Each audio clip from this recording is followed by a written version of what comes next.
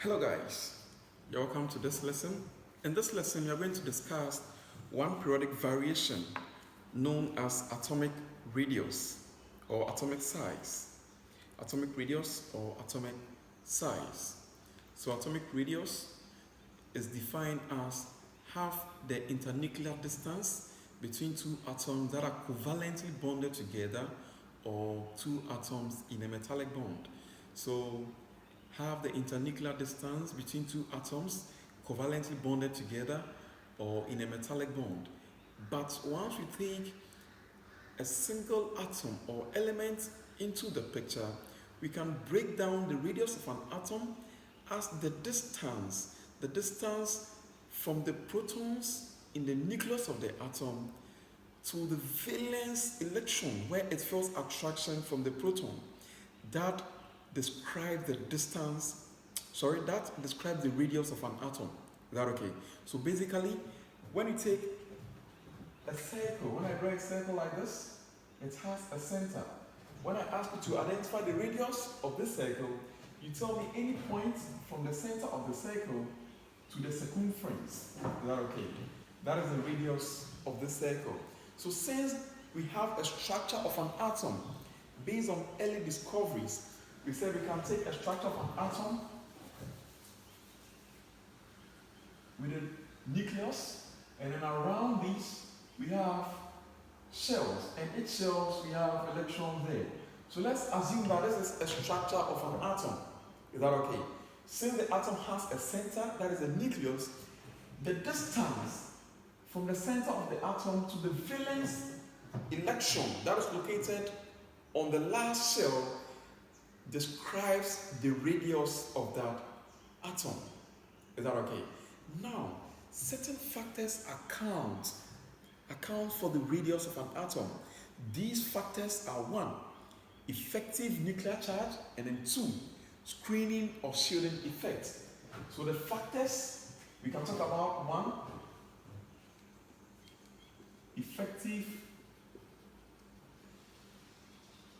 nuclear charge, or we can say nuclear charge, and then two, screening effect.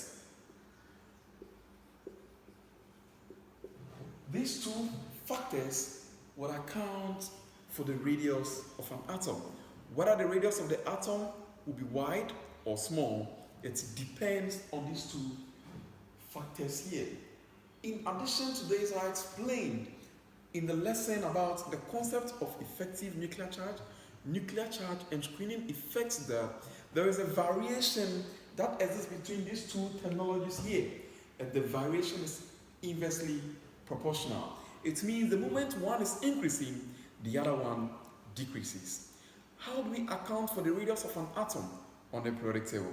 So over here, I've drafted the first 20 elements based on their groups in the vertical columns and then their periods in the horizontal column.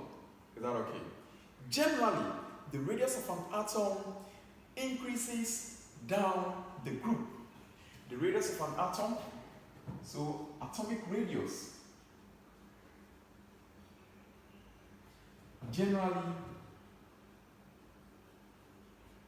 increases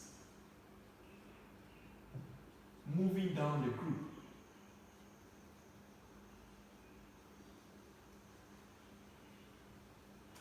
From top to the bottom.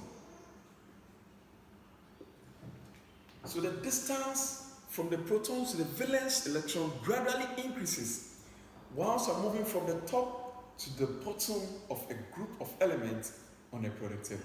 So atomic radius generally increases down the group from the top to the bottom. What is the reason behind this?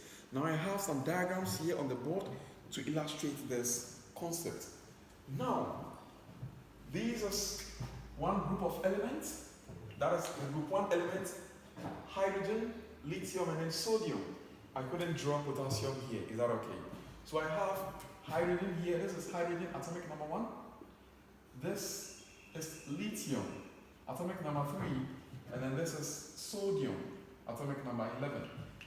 This represents the structure for hydrogen, the atomic structure for lithium, and also the atomic structure for sodium. Now let's observe something here. So we could see that once we are transiting from hydrogen to helium, there is some changes. Also from lithium to sodium, there is a change. What can we observe? In hydrogen, there is only one shell. In lithium, we have 1, 2. There is 2 shells. In sodium, we have 1, 2, 3. We have 3 shells. Now, another thing we could observe that in hydrogen, there is no inner shell.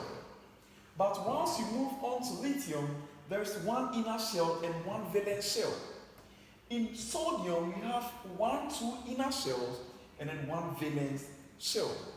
Another thing we could observe is that in hydrogen, there is no inner shell, there is only the valence shell and then 1 electron. In lithium, there is 1 inner shell with 2 electrons and then a valence shell with 1 electron. In sodium, we have 2 inner shell or core shells with 2 electrons here and then 8 electrons here, giving us a total of 10 inner shell electrons and 1 valence electron. The reason why the radius of an atom gradually increases in moving from the top of a group to the bottom is that once you're moving down the group, there's an increase in number of shells. So there's an increase in number of shells. What is the meaning of the increase in number of shells?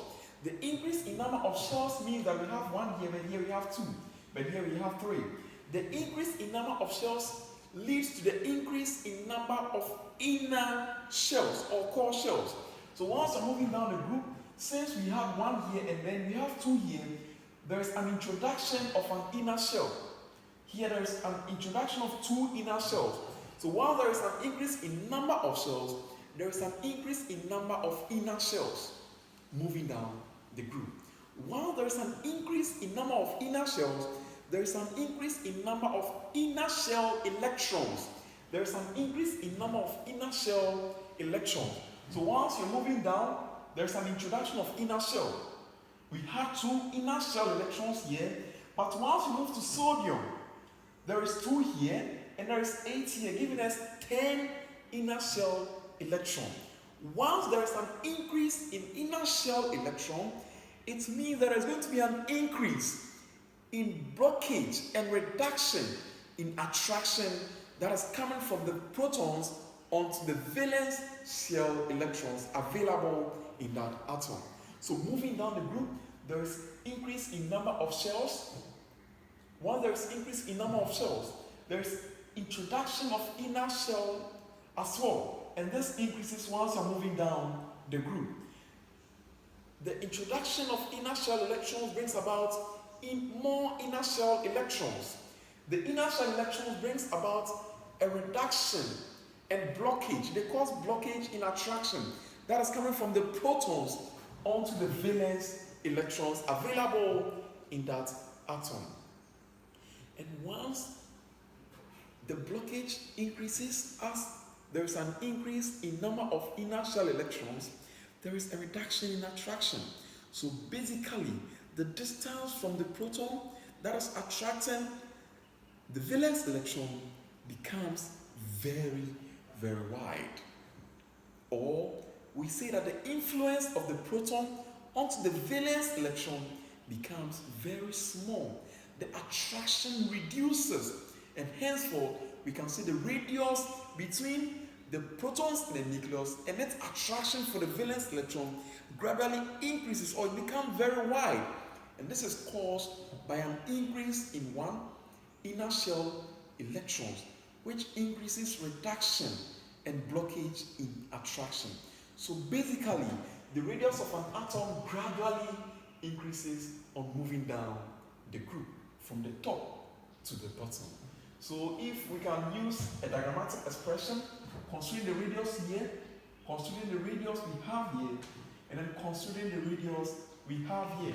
So even looking at the lines here, we see that the line is gradually increasing once you're transiting from hydrogen to lithium and also from lithium to sodium. So atomic radius generally increases from moving from the top to the bottom of elements in a group. And the reason is that moving down the group, there's an increase in number of shells. That is one point. Secondly, the increase in number of shells leads to the increase in number of inner or core shells. That is point 2. The increase in inner or number of core shells also leads to an increase in inner shell electrons. These inner shell electrons brings about blockage and reduction in attraction that is coming from the proton onto the valence electron. So it simply means that once you're moving down the group, there is a reduction in attraction, meaning effective nuclear charge will be very, very small. And then the shielding or the screening effect that is caused by the inner shell electron becomes high. So in terms of the mathematical variation in atomic radius down the group, screening effects varies inversely proportional to effective nuclear charge. Because moving down the group, there is an increase in number of inner shell electrons, and there is an increase in reduction and blockage in attraction. So screening effect increases down the group, meaning that effective nuclear charge reduces or becomes very small once you're moving down the group. So generally, the radius of the atom increases down the group. It means that once you take the periodic table of elements, the radius will be increasing once you're moving from hydrogen to lithium, from lithium to sodium, from sodium to potassium, from potassium to rubidium, from rubidium to cesium, from cesium to francium. Is that okay? So it means that the radius of sodium will be bigger than that of lithium, and lithium will also be bigger than that of what? Hydrogen. Is that okay? Alright, now let's look at how this radius also varies once you're moving across a period of elements. Is that okay?